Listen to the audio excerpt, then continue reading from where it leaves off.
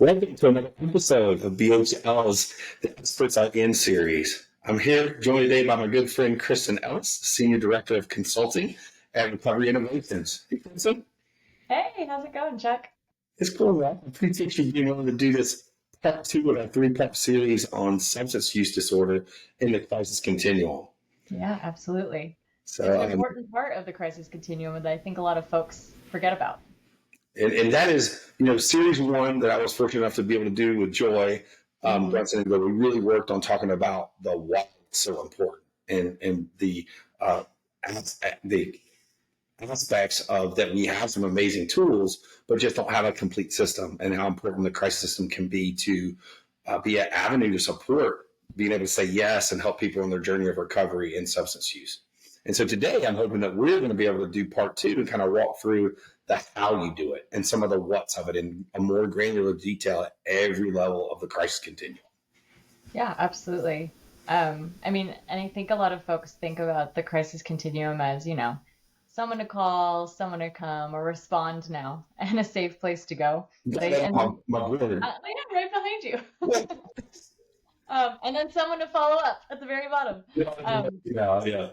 But I think we often forget that. And then they also want to build a detox as part of it, as separate from that whole continuum. When in reality, most of the folks you're going to see in all of these areas of a crisis continuum, you and I both very well know, um, very likely have some sort of substance on board. And so if we are going to try and still ship them off, like what, that doesn't seem right. And so I'm excited for us to talk about how we can build all of it into one big system.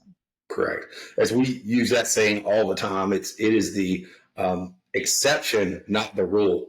Hmm. People are just one with their mental health Yes. substance use in the crisis space in terms of what we see. It's the majority of people. So, Yeah, it um, is. get into that. We're going to go back. Julie and Kristen just kind of introduced at a basic level these core crisis system principles of recovery needs: trauma informed care, safety security for all, significant role of peers, zero suicide or zero suicide or safe for suicide care, and Yeah. then partnerships with first responders. However, when we talk about substance use, I didn't start thinking a little bit more in terms of supporting crisis, that to be able to do it well, it is the recovery focus and trauma informed care, but some other elements that we add into the different continuum that all levels of continuum need to be able to do. So it's those things. It's being able to address physical health and mental health needs, Hmm. and things that tend to run together with those diagnoses.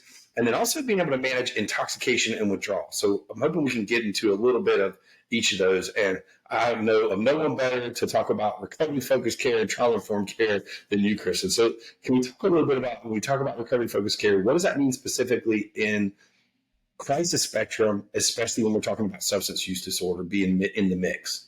Yeah, that's a great place to start. It's going to be similar to how anybody would approach therapy or good therapy is seeing people for their strengths, and not judging them for the choices that they've made that have led them to being in crisis, whether it's through substance or not. Um, and really helping folks find those strengths because I think a lot of time, people that are experiencing a substance use disorder go through a ton of trauma. They don't want to talk to law enforcement. They've maybe been incarcerated. They've gone to the emergency rooms and judged as like med seeking or something when they actually are very likely seeking support for something that's a very scary experience. If you're under the influence and you don't know what's going on and things feel unreal, like it's really unusual, but actually good practice for us to honor the strength that it took to come to the service to ask for help.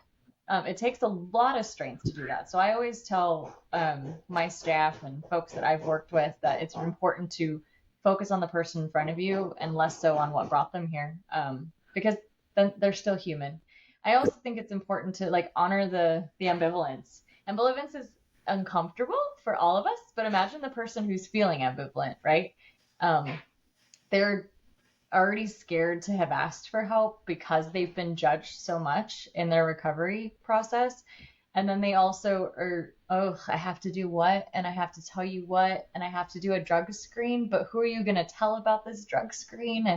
And just taking your time with the people. that are asking for support, and really honoring where they're at in that ambivalence. And I mean, you and I both know, and I assume some of our viewers understand how motivational interviewing works. And we're going to meet that person where they're at, like help them weigh those pros and cons about accepting treatment versus not accepting treatment.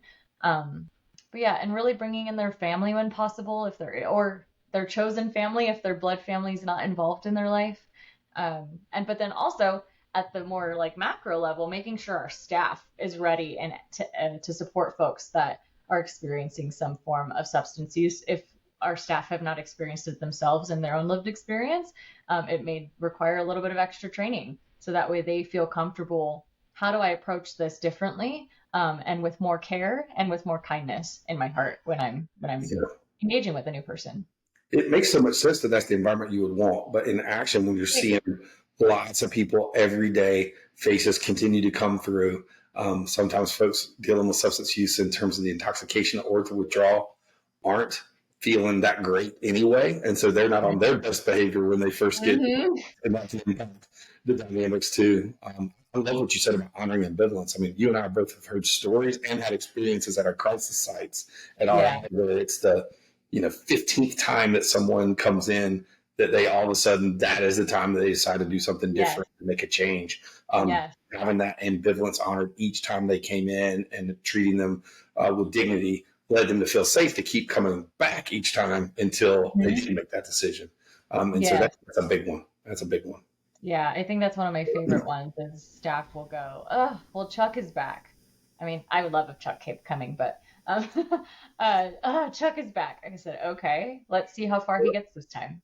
And it might be the end. It might be to the end. It might be to treatment. It might be he's about to get in the car to go to treatment and changes his mind. But guess what? Like, it's his life. We're only here for 8 hours a day, or 12 if you're working 12s. He is living his life 24/7. Like, we have to come at this at a much more humble, like humility based lens, Yeah. because I'm literally just a person as a part of their story, and this is his life. Yeah. So really honoring the ambivalence is super important. Yeah. And going back to trauma informed care, the typical experience, as you said, that people might experience in an emergency department or dealing with law enforcement, or even through experiences they've had in the community, lots of different areas for trauma that occur. And so how they experience the environment and the people that talk to them can make a big difference on whether their level of defenses are up or down, and being able to hear and work through those pros and cons, depending on what's going on. So it's a big one. Being able to Yeah. create that environment consistently within the spectrum of crisis work. It's not an easy No. to accomplish. No. At RI, we always talk about peer power practices, but it's an Hmm. important part of the national crisis guidelines too. And we use those 5 top ones: collaboration, strengths focused, whole person wellness, trauma informed care, and no force first. And you covered a lot of those in the recovery warning. Any other things you would add on related to this term peer power and thinking about how organizations can do that at the different levels of care that they do? Yes. It's almost as if, this is always in what I talk about is when we employ persons with lived experience, whether they're in a peer support specialist role or they're me, um, we have to be sure that their voice is at the table. So if we're talking operations, and we want to make sure our peer support specialists, persons with lived experience, are part of that treatment team, and they're not just answering phones and making food and all of that. They can support the people that are there, from the moment they walk in the door to the very moment we're handing them their belongings at discharge, in a very intentional way, because there's things that people have told peer support specialists that they wouldn't tell me as a therapist because of what my title was. But because they've been there, or they walked that road, and maybe they've sat in that exact chair. That's happened many times. I've had staff that were guests before, and then years later came back and started Yes. working for us, and it's really cool. But they have such an experience and a way to connect with folks that maybe we don't in our upper leadership or clinical roles. That I think is very important. So making sure that your peer support specialists are not tokens and definitely parts of the treatment. Yeah. So the other piece I think about too is, and we're going to talk about this as a best practice, is at all levels of the crisis continuum. Having peer support specialists being involved in that Mhm. is an unbelievable engagement tool. Improves the efficacy of connecting and next steps, even all the way through follow up. I've got some good examples that we'll get into some details of some specific times where Mhm. peer support's already been shown to help aid connectivity and next steps as well. So Yeah. Yeah. And I think, Chuck, this actually probably leads into the next section is we were talking about what our clinical role looks like. I think a lot of people also are afraid of doing this work because like the medical needs are really high. So yeah. I'm wondering if maybe you can share a little bit about it because I'm not a provider, but you are. I like this slide a lot, Kristen. That has the funnel that talks about substance use and crisis assessment together. It is when you're in crisis work, you get to see a snapshot of a person in time, and so Hmm. what the symptoms and the things from a clinician or a nurse or a medical provider that you're seeing can be, lots of different impacts from medication that you're taking, physical health problems that you have, mental health things that are going on, and then the substances piece that's happening, whether intoxication or withdrawal, are having impacts in the way that you're presenting. And so you have to be able to look at that whole person and that whole person approach and put those things into the differential diagnosis that you're going to then talk with that person that you're serving about what's going on with them and what you think is going on with them. Hopefully, getting collaborative information from other sources that can help make sense of what's doing that. And you have to treat everything at once within the context of these dynamics. So you don't hold off from doing mental health treatment in order to wait to see what happens with substance use things. And if someone is struggling with both, physical health, mental health, and substance use things at one, there's a very good opportunity to help support treating all three of those things and get them engaged in an immediate care as well as those next steps of recovery in their journey. And that's one of the complicated pieces of how to do that. I think you see it most at the crisis receiving center or a safe place for help piece, and then connecting on the follow up where you're really into that layer. But it still is an important factor that takes place when you're on a call in a 988 or call center for function, or when you're out on a visible mobile. So that's a big one. And then the other piece, like you talked about in terms of medical needs, is also being able to deal with intoxication and withdrawal. So on the form of a call, it might just be, hearing the person's intoxicating and what do you do with that? Or the person's talking to you about feeling like they're in withdrawal. What level of how much depth do you get into that? Maybe not, you shouldn't be getting in as much of that on a call as you would maybe on a mobile visit, or even more so when a person comes to you. Mobile teams have the ability to kind of get into that a little bit more in depth, but still aren't usually doing a huge amount of physical health evaluation. So then when you have a place where somebody's coming to you and maybe that's their first stop and not going through an ED, having that infrastructure and systems in place to be able to support evaluating risky things. But I do think, according like this slide shows, there's potentially life-threatening withdrawals that all staff in crisis need to understand some basics of, so Yes. they can get guidance and support in a person-centered way with people about, hey, if you just stop drinking today, this could be dangerous and potentially even lethal, as well as being able to understand ones that don't have that. And then being able to have some general basic knowledge of risk. If somebody is calling on a call center call about opioids, knowing that could be lethal in terms of overdose risk. Maybe not withdrawal, but that, and how to help support that person with response. So we'll get into that. Any thoughts on that general knowledge that all of us need to have a little bit of that, depending on the intensity of what you're doing? Yeah, I think it was important for me as a non-provider, but also as a leader in these services to teach staff and have a basic understanding myself of, I think somebody described it to me as a like effective to lethal ratios.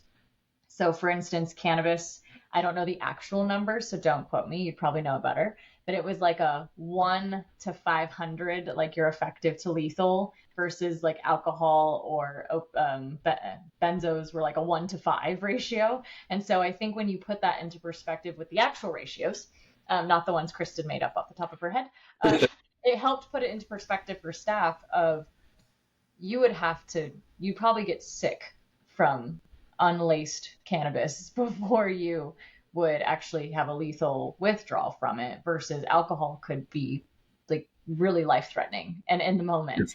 So I think it's important for our staff to just have a basic understanding of the why, and then what to do about it and who to call, depending on which level of care you're working, Yeah. depending on what we've heard from each person. Right.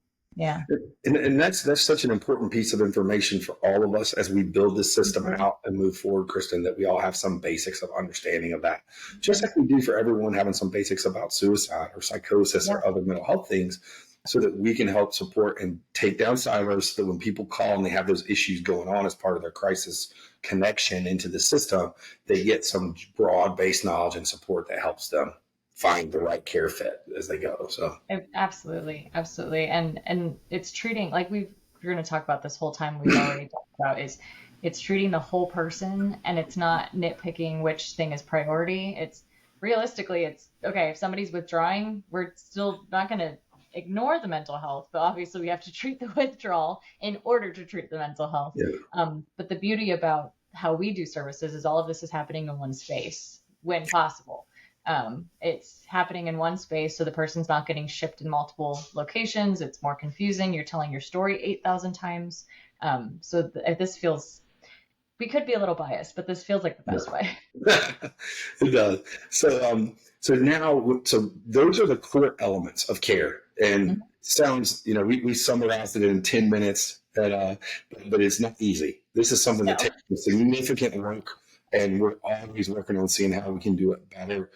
As well as lots of other organizations around the country are always working to see how we can continue to improve that experience in the way that we do work with our staff. And so this slide just really kind of refocuses. I showed it in the talk in part one with Joy, and we're going to get into that specifically the training, staffing, and pieces. And then part three, we're going to touch base a little bit on the technology and quality systems as well. But these first two, we're going to get into some granular detail and talk about how it fits into the different layers. So starting out, we've got call centers. So 98 crisis call centers, someone to contact, and outreach. And talk a little bit about, Chris, about some of the core elements that you think are important at that layer in supporting substance use disorder. Yeah, I definitely think there's an importance for our call takers to have some idea of how to coordinate for an overdose, whether that be with 911 or dispatching someone to go support potential overdose, potential withdrawal on the phone. Understanding where that line is really important, because if somebody's just been using meth for a very long time, and they're choosing to stop today, it's probably not as urgent as somebody that wants to stop using alcohol or benzos quickly, which they could, result in lethal things or fatal things rather. I think that's really important. I think it's also important to have a good coordination with 911 for the times that we may have to, the call taker may have to engage EMS. I think, and then again, we'll talk about mobile in a moment, but also coordinating with mobile on who can get places quickly so we can support folks that are having a substance use crisis, even if it's not a withdrawal or an OD situation. But that way the person can get immediate in-person support when possible. Because in-person engagement is sometimes really helpful if somebody's not so sure about accepting treatment. Yeah. Talking on the phone is just a first step for a lot of people. And getting that in-person support. So I think it's mostly coordination for overdose, 911, and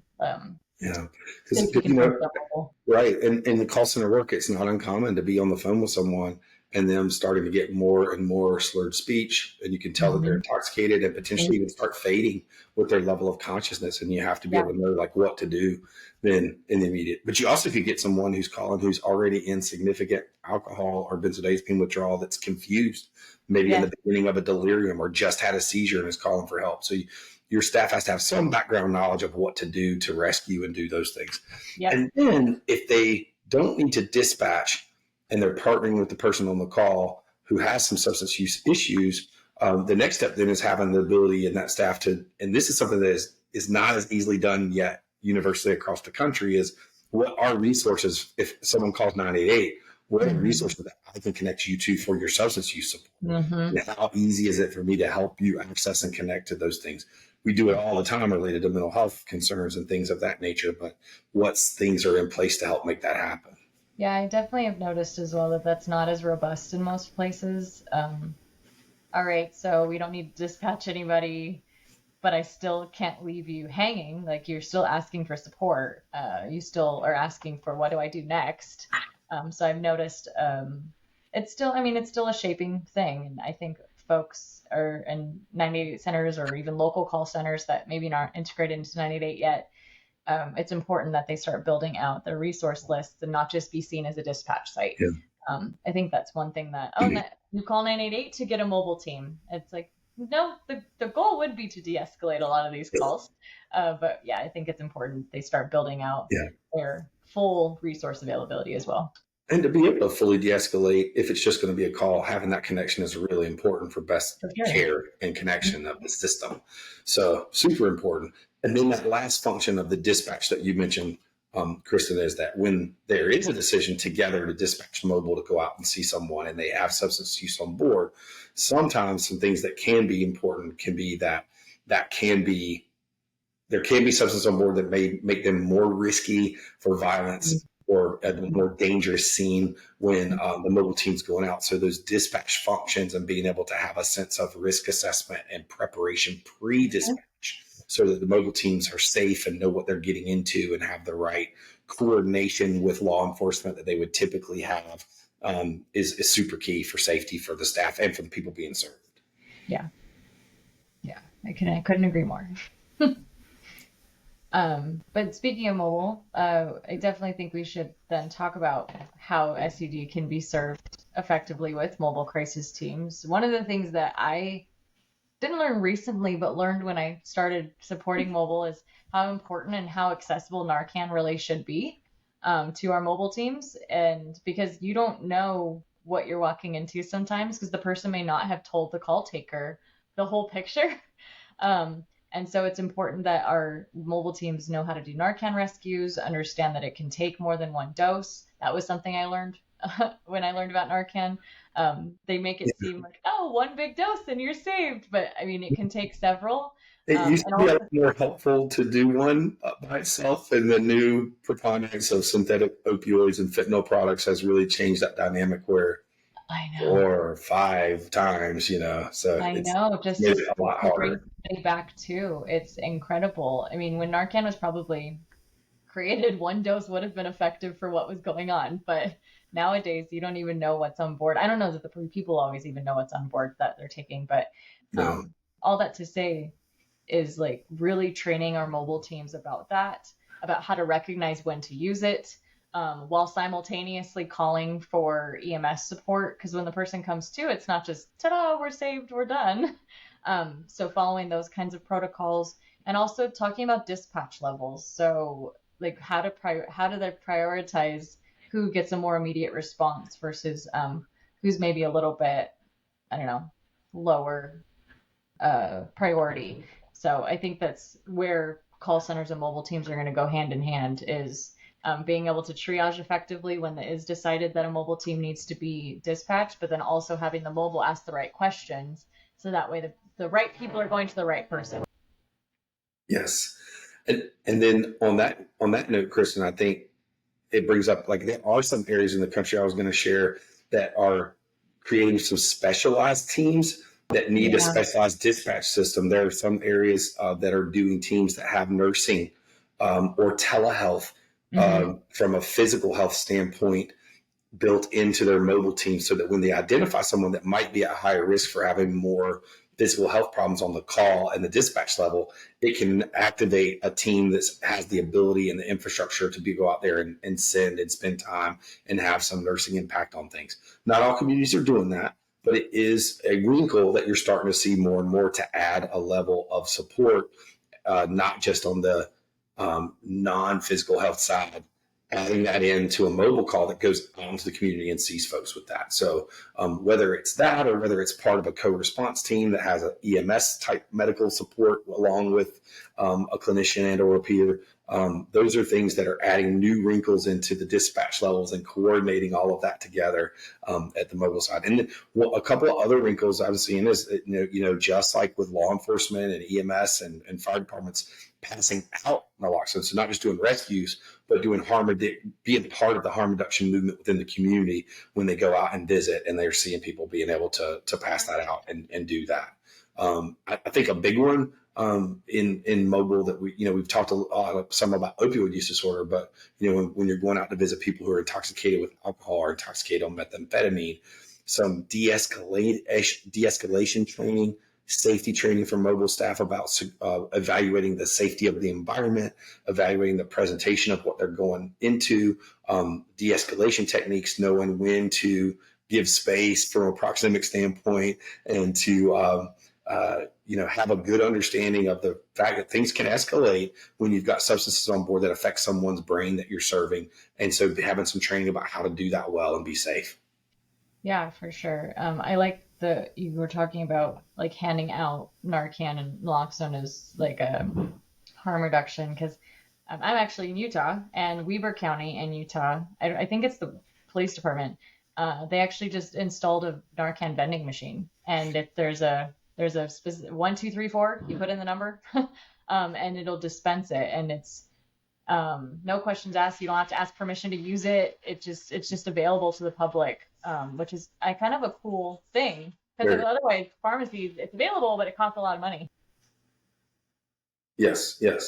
And then, I guess one other piece we talked about is thinking about the tools, and this is true at all three levels of the continuum, but especially when you think about the call center, just jumping back to that, but it ties into mobile, is a lot of times the roots of our call centers were in the suicide prevention world. And definitely substance use is a complicating factor and can be something that's a comorbidity you're dealing with when you're dealing with suicide and substance use together.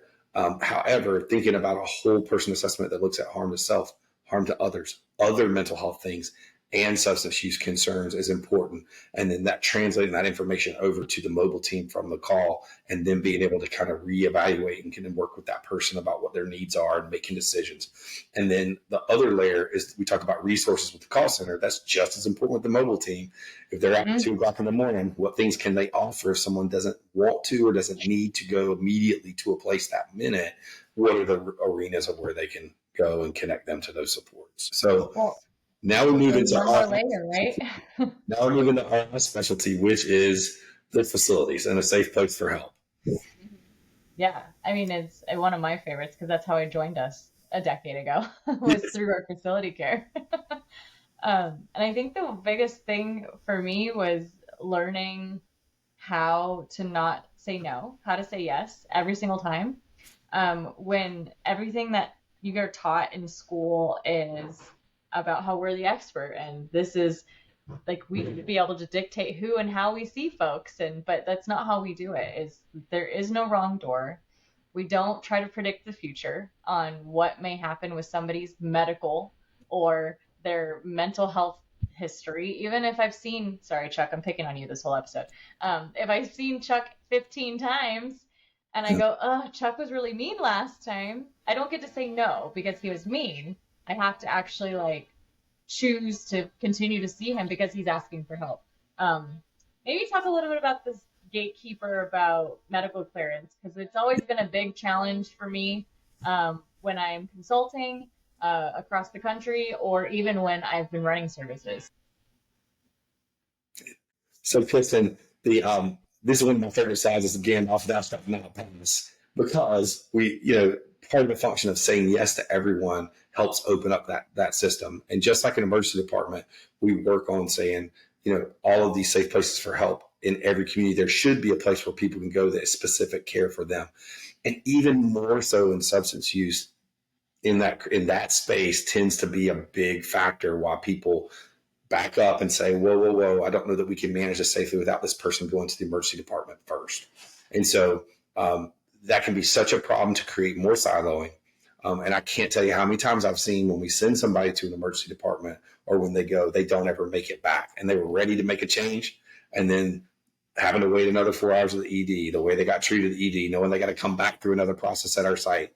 Every time that happens, especially if it wasn't necessary to help that person be safe on their physical health, it's a loss. And so in order to do that well in the crisis facilities, we have to be able to manage and have training and staffing and technology and the tools that help us safely do medical clearance, and then help us support a person who's challenged with intoxication, and then also help work with people who are going through withdrawal and be able to manage it. So we talk about at most of these safe places for help that an ideal scenario would be able to do like about an ASAM level 3.7 in terms of withdrawal management. If they're going to be not just the 24-hour observation unit, but if they're going to be a short or longer term stay, to be able to have that level of care to be able to start support of treatment for alcohol withdrawal, or that if they don't need IVs and certain other higher oxygen and other certain higher levels of things, being intubated, those kinds of things, that is something that then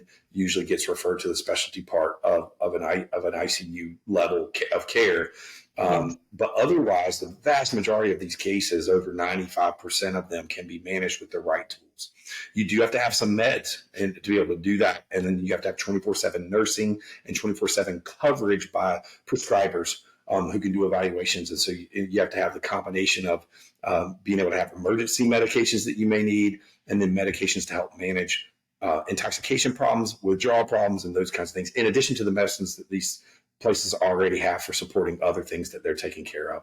Nicotine replacement is very important. If your facility doesn't allow smoking, especially in that population, they're already going to be really uncomfortable. And so those are key things. So at that space, as we've evolved, just like in emergency departments, best practice is being able to do MOUD inductions, being able to offer MOUD, being able to offer other medications for alcohol use disorder and other challenges, being able to help continue someone who comes in on methadone but is challenged with suicidality, or being able to continue somebody on their buprenorphine that's coming in and is challenged with they're presenting at that moment for alcohol problems on top of their opioid use. And maybe that's stable and they need to stay on their buprenorphine, but they need help with the alcohol piece. So those are the kinds of things we see, and we have to be able to manage so that we don't have to send the person out. You have to have protocols in place to deal with people that are pregnant and then also struggling with that. So every time we can do all this in one shop and support it, it's better care for the person. They're less likely to get dropped in the cracks. And they're more likely to get connected to the right kind of care. Yeah, for sure. Otherwise, you tell the hospital, okay, when they're clear, send them back. But most of the time, they really don't, unfortunately. Yeah. And then that's a loss. Which that segues into the final piece of this puzzle, that's follow-up, and how important it is that no matter where this person's crisis is resolved, follow-up has been something that SAMHSA has really been pushing to continue to beef up. Our buddy Dr. John Draper just put out a cool blog about follow-up and its importance in the 9/8 world. But this next step is so important to help connect, especially in substance use. The numbers of getting those folks connected to their next steps of recovery need to be better. The system needs to be better to help connect and follow and do some air traffic control of where people go. Yeah, I mean, and I always say you have to have a back door. When folks have hired us for consulting, they want to know what the continuum of care should look like. And then, so we set it up and we give them an implementation plan and capacity modeling and all of that. But then we always say, what about your back door? Where are people going to go when they discharge? Well, I don't know. Community? Great. But how do we make sure they don't go back in crisis? The whole idea is the crisis continuum should be something you go through when you're in crisis, but it's not your main primary care for your behavioral health needs. So how do we then also build the back door so Kristen and Chuck and Bob and Sally don't necessarily go in crisis every time they finish the row, if you think about it. Yeah. And that's going to be actual safety plans that have really good tools in them, and not just a basic safety plan. It's also going to be full-on warm handoff connections to either whatever ACM level of care they are going to go into next, if it's outpatient, if it's intensive, if it's in a residential. And then it's also, follow-up also includes, like, how did we do? How is your stay? How is our support? So that way we can also make sure that we can help learn ourselves on how to do it better, but then also make sure that the person, any gaps we missed, maybe we can fill. Yeah. And was the person willing to connect to that follow-up? Were they able to? Were there barriers of that we need to readdress day 3 because they thought they wanted to go do this and then found out they couldn't accept them, or they didn't have the right insurance, or they didn't have Exactly. transportation. Yeah. Yeah. Yeah. And then the other pieces is it's a holistic. We talked about whole person wellness in the picture of peer power practices. Follow up from any of these levels could be, getting follow up on maybe a specific substance use related treatment support, mental health support. It could be some community supports and social determinants of health thing the person needs. And then there could be things like, hey, I'm deciding I'm going to go get my Hep C screening, or Hmm. decided, I found out I did some Hep C screening at this site and know that I'm positive and I want to go get connected with this treatment that's in my area Yeah. to get care. I mean, those are the levels of the kinds of things that if we're doing it, a really good system, we're supporting that whole person in that. Yeah. Feelings and follow up and the importance of that, Kristen. That's incredibly important, because if we're going to have peers first and peers last in our services, and we're going to have them also woven throughout the care, we want to make sure, like, they're also the person that has very likely been there and worked through a system that's pretty broken themselves. And so having that person that has been able to say, but I've done it and you can too, and recovery is possible, is really encouraging for folks that just came out of crisis, just are finally starting to try and get settled into recovery. So it's really valuable piece. There was a really neat program in Durham, North Carolina, it's still ongoing, called the CLC program, and it works with people using peer support coming out of post overdose from opioids. Mm-hmm. And they get connected to so many types of supports.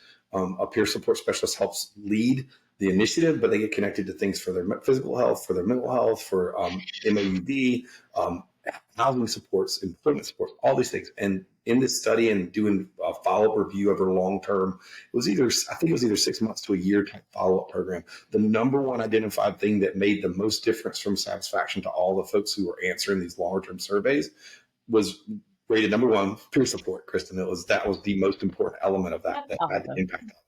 And so we always know it. We've seen it. It's been shown in multiple different areas around the country. It's best practice, but definitely encourage you all as you look at your systems to do that. Kristen, can you close us out? Appreciate all your time talking with me about these subjects and how important it is and how to think about doing this. Not easy work. No. Mission to make this happen. So. Yeah, if I could say anything to our viewers, say yes more often than is probably even comfortable.